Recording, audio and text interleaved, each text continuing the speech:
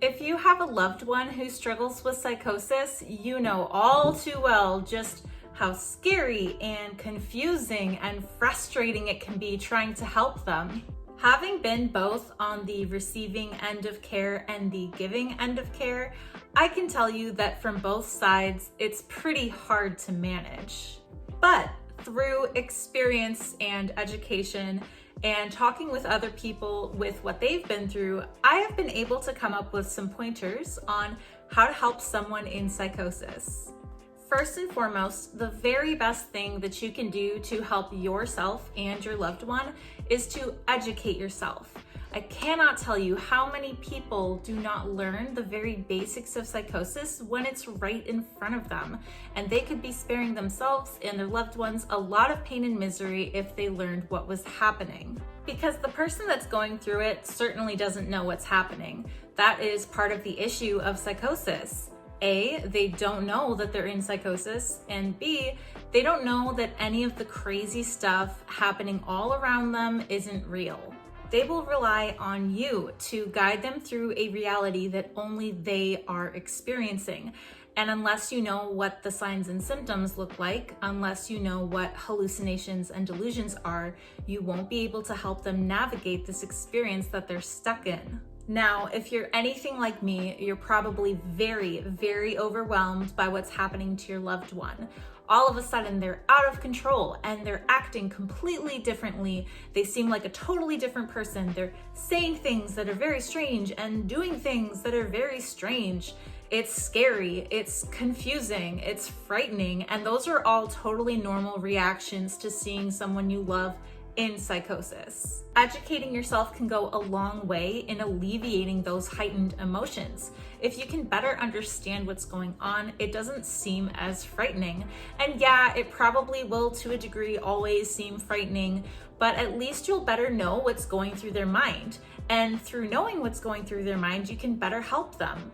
For instance, if you can understand that one of the key features of psychosis is an unawareness, you can accommodate that unawareness. So there's a symptom called anosognosia, and this is an inability to understand your mental state. So people with psychosis, not everyone, but a lot of them don't know that they're psychotic, and they're not capable of knowing that they're psychotic because they have that absence in their mind that can't recognize their mental state. So if you understand that they have this incapacity, that they cannot possibly understand what's going on, you can kind of guide them through it without any expectations. A lot of people put expectations on their loved ones to perform the way they used to without understanding that a lot of those abilities are diminished.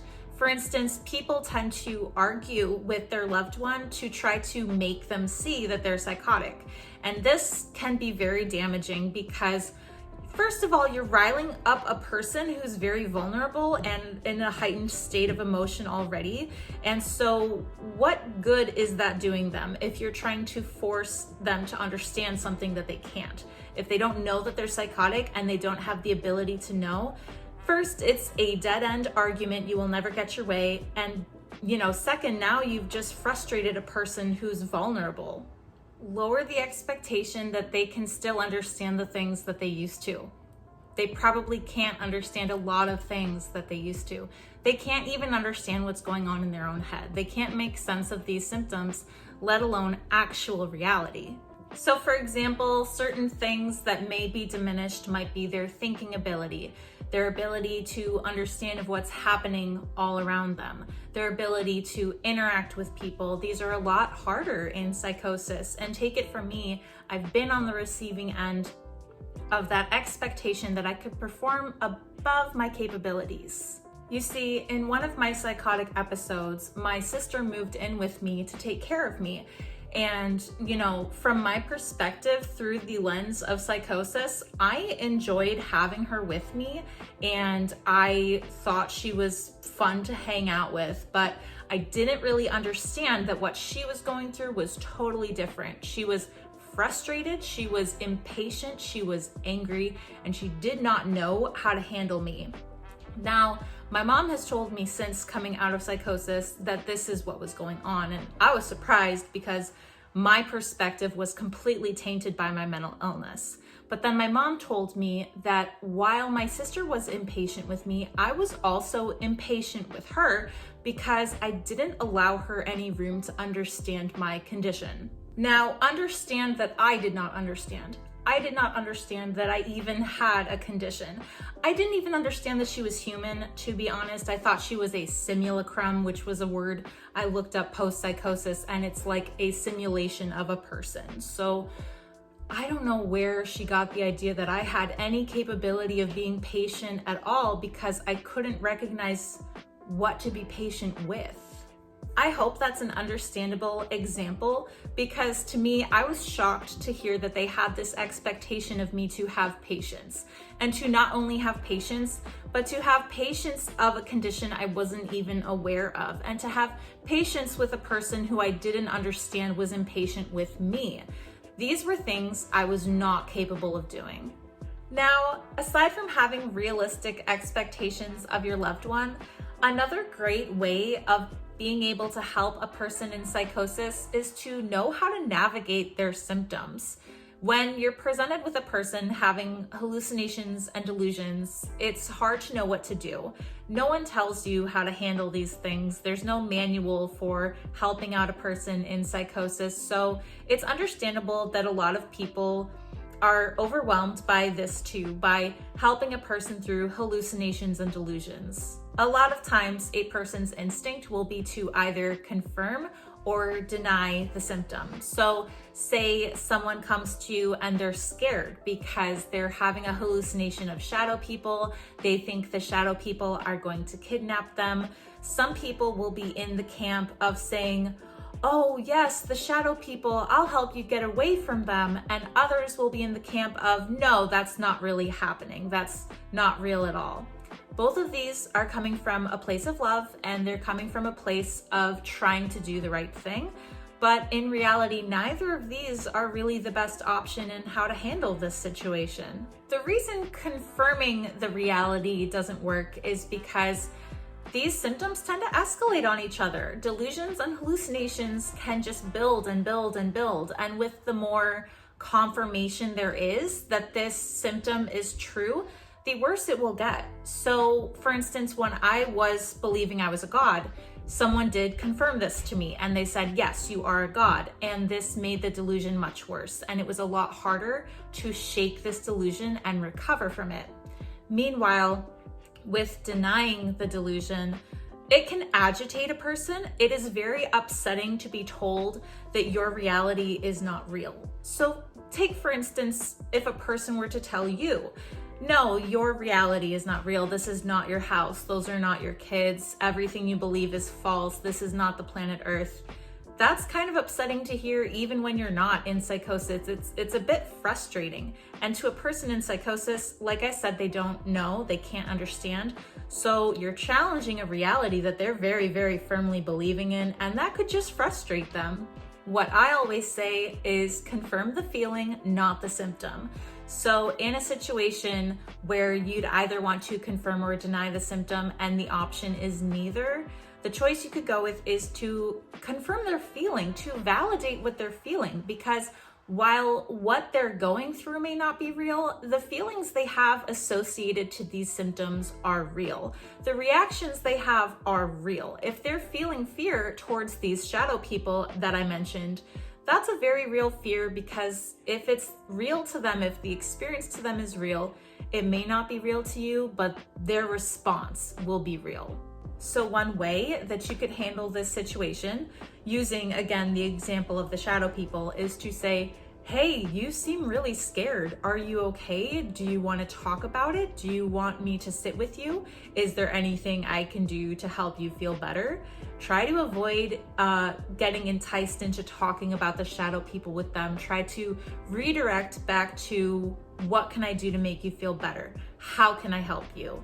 And, it can be very challenging when they bring it up and try to bring conversation about it. But if you can redirect as best as you can, that will help a lot better in the present and in the long run. Speaking of situations where your loved one is terrified, and this will happen a lot, this is a very, very, very key feature of psychosis. you might want to avoid triggers. Now, this is a little less self-explanatory than I like to think it is. I've met a lot of people who really just don't understand the nature of what triggers a person with psychosis, usually because they don't understand the psychotic mind. So I will walk you through an example of what could be triggering to a person in psychosis. I used to love horror movies, and I was famous amongst my friends for being able to handle the worst horror movies that anyone else would walk away from. So literally the scariest, goriest, worst things possible were my bread and butter, and they called me the gore queen. In psychosis, everything presented to you becomes your reality. So whatever media I consumed, I became immersed in and I lived it. So whatever happened around me or in the shows I watched or the books I read became what happened to me. This meant that all those movies that I loved that were my favorite in the world became sources of PTSD, because when I would watch horror movies in psychosis, I would experience to a very heightened degree the actuality of what happened in the movie. Like I was in the movie and I have the full sensory experience and the beliefs. Like I said, experienced the reactions and emotions associated with what this would be if it had actually happened. And now I have PTSD. So PTSD that comes from traumatic events that most people actually experience happened as a result of things that never really happened.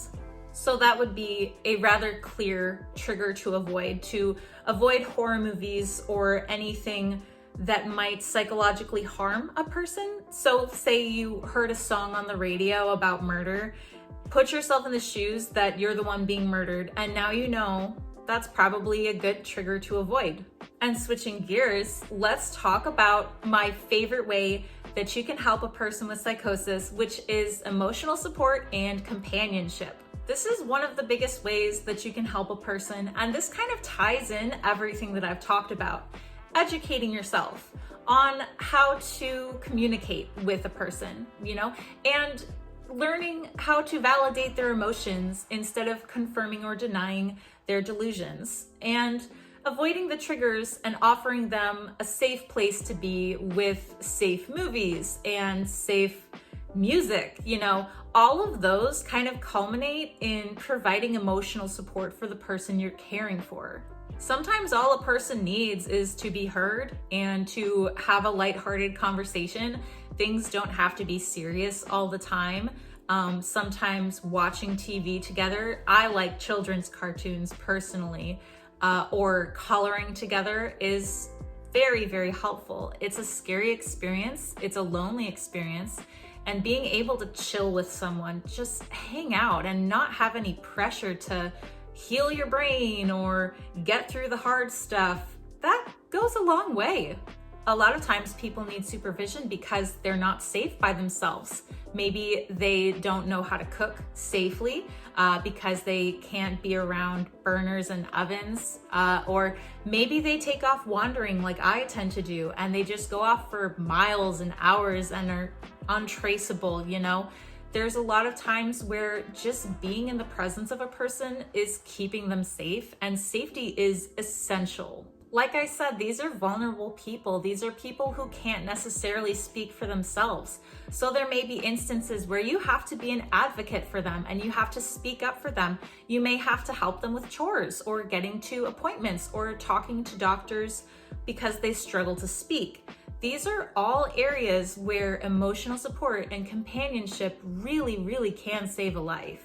It may not sound like a lot, but it's probably the most impactful thing I can think of in helping a person through psychosis. And finally, prioritize your care, because it can be very draining and depleting to care for a person going through psychosis, but you always need to remember that you're number one. You need to come first. You are the protagonist in your story, and if you're not caring for yourself, you can't necessarily care for another person. There are a lot of ways that you can manage the stress and chaos that comes with caring for a person with psychosis, and these can look like going to support groups or going to therapy or simply practicing self-care techniques at home, like taking a bath, going for a walk or a run, reading a book. If you can carve out any amount of time for yourself in a day to put yourself first, it will help you and your mental health immensely, as well as your loved one. That's all I have for today. Thank you so much for watching my video. I really appreciate it. I put out new content every Monday and Thursday, so you can look forward to more coming soon. As always, if you'd like to support my channel, please like, comment, or subscribe. I'll catch you in the next one. Bye.